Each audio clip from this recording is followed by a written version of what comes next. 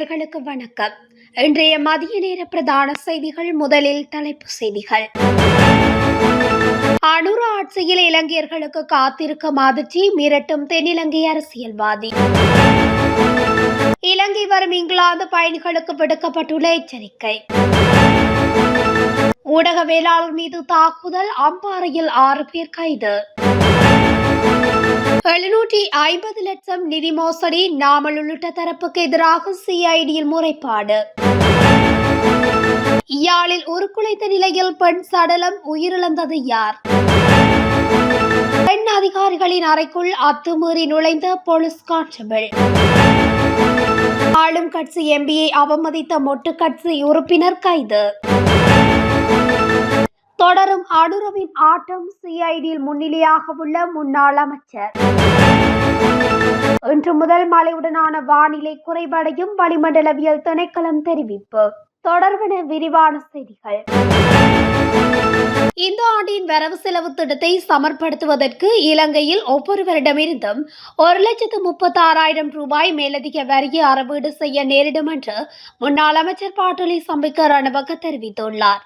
கொழும்பில் நடைபெற்ற செய்தியாளர் சந்திப்பில் ஒன்றில் அவர் மேற்கண்டவாறு குறிப்பிட்டுள்ளார். அரசாங்கத்தின் வரி முறைமை நாட்டு மக்களுக்கு பெரும் சுமையை ஏற்படுத்தக்கூடியது எனவும் அது நாட்டின் பொருளாதாரத்திற்கு பாதக விளைவுகளை ஏற்படுத்தும் எனவும் அவர் சுட்டிக்காட்டியுள்ளார். மேலும் புதிய அரசாங்கத்தின் வரி விதிப்பு நடைமுறையினால் பொதுமக்களுக்கு பெரும் சுமை ஏற்பட்டுள்ளது. அரசாங்கத்தின் வரிமுறை முன்னாள் ஜனாதிபதி ரணில் விக்ரமசிங்கவின் யோசனைக்கு நிகரானது. இது புதிய அரசாங்கத்தின் வரி கொள்கையாக கருதப்பட முடியாது எனவும் அவர் தெரிவித்துள்ளார். அத்துடன் வரிமுறையினால் தொழில் வல்லுநர்கள் பாதிக்கப்பட்டுள்ளதாகவும், தொழில் வல்லுநர்கள் மீது மட்டும் வரி விதிப்பதனால் வரி வருமானம் அதிகரிக்கப்படாது. சர்வதேச நாணய நிதியத்தின் அழுத்தங்கள் காரணமாக இந்த வரி கொள்கை நடைமுறைப்படுத்தப்படுகின்றது. தேர்தலுக்கு முன்னதாக சர்வதேச நாணய நிதியத்துடன் நாட்டுக்கு நன்மை ஏற்படக்கூடிய நிபந்தனைகள் தொடர்பில் பேச்சுவார்த்தை நடத்தப்படும் என ஆளும் கட்சியினர் குறிப்பிட்டிருந்தனர்.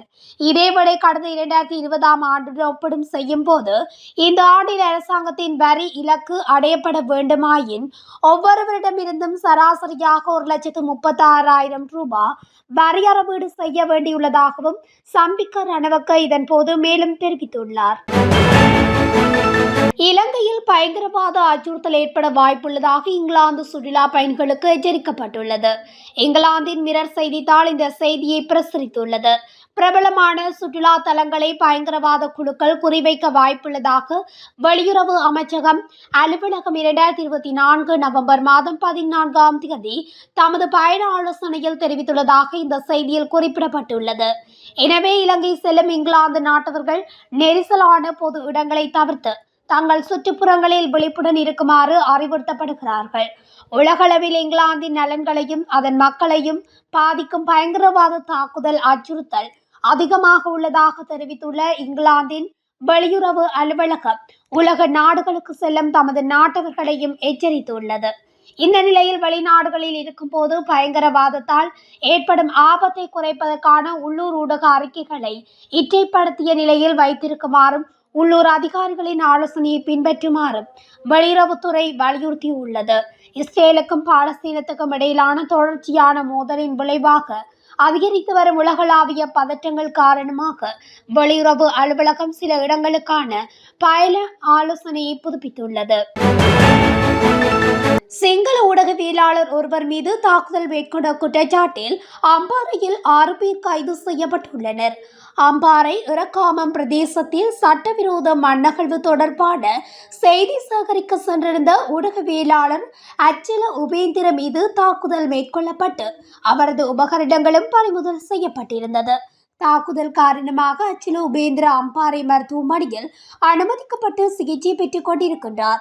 இந்நிலையில் அவர் மீது தாக்குதல் மேற்கொண்ட சம்பவத்தின் சூத்திரதாரிகள் என்ற சந்தேகத்தின் அடிப்படையில் இறக்காமம் பிரதேசத்தைச் சேர்ந்த 6 நபர்களை போலீசார் கைது செய்துள்ளனர்.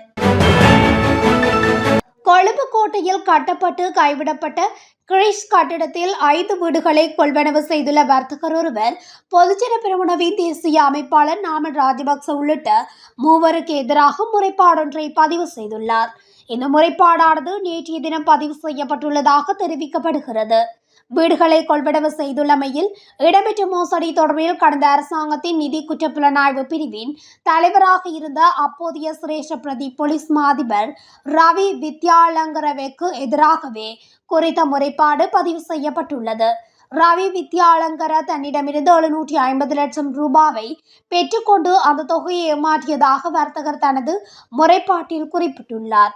இது தவிர முன்னாள் விளையாட்டுத்துறை அமைச்சர் நாமல் ராஜபக்ச, திலினி பியூ மாலி உள்ளிட்டோரும் குறித்த சம்பவத்துடன் தொடர்பு பட்டுள்ளதாக முறைப்பாட்டாளர் குறிப்பிட்டுள்ளார். இது தொடர்பில் தாம் இதற்கு முன்னர் 7 வழக்குகளை தாக்கல் செய்துள்ளதாகவும் குற்றப்புலனாய்வு திணைக்களத்தில் 15 தடவைகள் முறைப்பாடு செய்துள்ளதாகவும் அவர் மேலும் குறிப்பிட்டுள்ளார். யாழ்ப்பாணம் சாவகச்சேரி கிராம்புவில் பகுதியில் உள்ள வயல் கிணற்றொன்றிலிருந்து நேற்று பிற்பகல் வயோதிப பெண்ணொருவருடைய சடலம் உருக்குலைந்த நிலையில் மீட்கப்பட்டுள்ளது. வயலொன்றுக்கு பசலையிடச் சென்றவர்கள் வயல் கிணற்றுக்குள் வயது பெண்ணொருவரின் சடலம் மிதப்பதை கண்ணுற்று போலீசாருக்கு தகவல் வழங்கியுள்ளனர். இந்நிலையில் சடலம் மீட்கப்பட்டு பிரேத பரிசோதனை மற்றும் மரண விசாரணைகளுக்காக சாவகச்சேரி ஆதார வைத்தியசாலையில் ஒப்படைக்கப்பட்டுள்ளது. உயிரிழந்த பெண் தொடர்பில் தகவல் வெளியாகாத நிலையில் மேலதிக விசாரணைகள் இடம்பெற்று வருகின்றன. நுரைச்சோலையில் பெண் போலீஸ் உத்தியோகத்தர்கள் தங்கியிருக்கும் அறைக்குள் அதிகாலையில் பிரவேசித்ததாக கூறப்படும் போலீஸ் கான்ஸ்டபிள் ஒருவர் நுரைச்சோலை போலீஸ் நிலைய கட்டளை தளபதியினால் கைது செய்யப்பட்டுள்ளார். நேற்றைய தினம் நுரைச்சோலை பெண் போலீஸ் உத்தியோகத்தர்கள் தங்கியிருந்த இடத்துக்குள் ஒருவர் நுழைந்துள்ளதாக நிலைய தளபதிக்கு தகவல் கிடைத்த நிலையில் அவர் கைது செய்யப்பட்டுள்ளார். சந்தேக நபர் அண்மையில் போலீசில் இணைந்து கொண்ட பயிலுனர் போலீஸ் கான்ஸ்டபிள் என தெரிவிக்கப்பட்டுள்ளது. மேலும் சம்பவம் தொடர்பில் கைதான போலீஸ் கான்ஸ்டபிள் தொடர்பில் கல்பட்டி உதவி போலீஸ் அத்தியட்சகருக்கும் அறிவிக்கப்பட்டுள்ளது.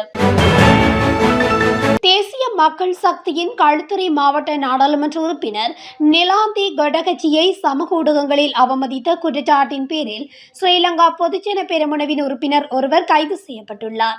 களுத்துறை மேலடிய பிரதேச சபையின் முன்னாள் பிரதேச சபை உறுப்பினர் ரவீந்திர நமுனி குற்றப்புலனாய்வு திணைக்களத்தினரால் கைது செய்யப்பட்டுள்ளதாக தெரிவிக்கப்படுகின்றது. இன்று காலை அகுர்வா தோட்ட வடகுடவில் உள்ள அவரது வீட்டில் வைத்து கைது செய்யப்பட்டுள்ளார்.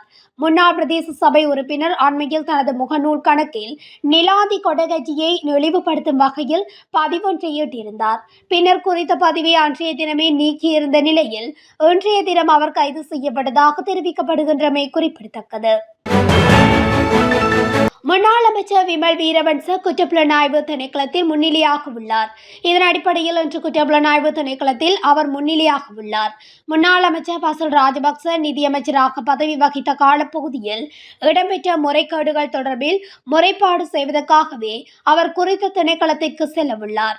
அத்தோடு முன்னாள் ஜனாதிபதி மஹிந்த ராஜபக்சவின் மகனான ஜோசித ராஜபக்சவும் இன்றைய தினம் குற்றப்புலனாய்வு திணைக்களத்தில் முன்னிலையாக உள்ளதாக தகவல் வெளியாகியுள்ளது. இதனுடன் முன்னாள் அமைச்சர் விமல் வீரவன்சவும் இன்று குற்றப்புலனாய்வு திணைக்களத்திற்கு செல்லவுள்ளதாக தெரிவிக்கப்படுகின்றது. முன்னாள் அமைச்சர் பசில் ராஜபக்ச நிதியமைச்சராக பதவி வகித்த காலப்பகுதியில் இடம்பெற்ற முறைகேடுகள் தொடர்பில் முறைப்பாடு செய்வதற்காகவே அவர் குறித்த திணைக்களத்துக்கு செல்லவுள்ளதாக தெரிவிக்கப்பட்டுள்ளமை குறிப்பிடத்தக்கது. வடக்கு, வடமத்திய, கிழக்கு மற்றும் ஊவா மாகாணங்களில் நிலவும் மழையுடனான வானிலை இன்று முதல் தற்காலிகமாக குறைவடையும் என வளிமண்டலவியல் திணைக்களம் எதிர்வு கூறியுள்ளது. ஊவா மாகாணத்திலும் அம்பாறை மற்றும் ஹம்பாந்தோட்டை மாவட்டங்களிலும் சில இடங்களில் மழை பெய்யக்கூடும். மேல் சபரகமுவ மற்றும் மத்திய மாகாணங்களிலும் காலி மற்றும் மாத்தறை மாவட்டங்களிலும் மாலை அல்லது இரவு வேளைகளில் மழை அல்லது இடியுடன் கூடிய மழை பெய்யக்கூடும். வடக்கு, கிழக்கு, வடமத்திய மற்றும் வடமேல் மாகாணங்களிலும் ஹம்பாந்தோட்டை மாவட்டத்திலும் அவ்வப்போது மணித்தியாலத்துக்கு 30 தொடக்கம் 40 கிலோமீட்டர் வேகத்தில் ஓரளவு பலத்த காற்று வீசக்கூடும். மேல் சபரகமுவ மற்றும் மத்திய மாகாணங்களிலும் காலி மற்றும் மாத்தறை மாவட்டங்களிலும் சில இடங்களில் பனிமூட்டமான நிலை காணப்படும். இடியுடன் கூடிய மழை பெய்யும் சந்தர்ப்பங்களில் ஏற்படும் ஆபத்துக்களை தவிர்க்கும் வகையில் பொதுமக்கள் தேவையான பாதுகாப்பு நடவடிக்கைகளை மேற்கொள்ளுமாறு வளிமண்டலவியல் திணைக்களம் வேண்டுகோள் விடுத்துள்ளது. இத்துடன் தமிழொலியின் இன்றைய மதிய நேர பிரதான செய்திகள் நிறைவடைகின்றன. தொடர்ச்சியாக செய்திகளை அறிந்து கொள்ள தமிழொலி ஊடகத்துடன் இணைந்திருங்கள். நன்றி, வணக்கம்.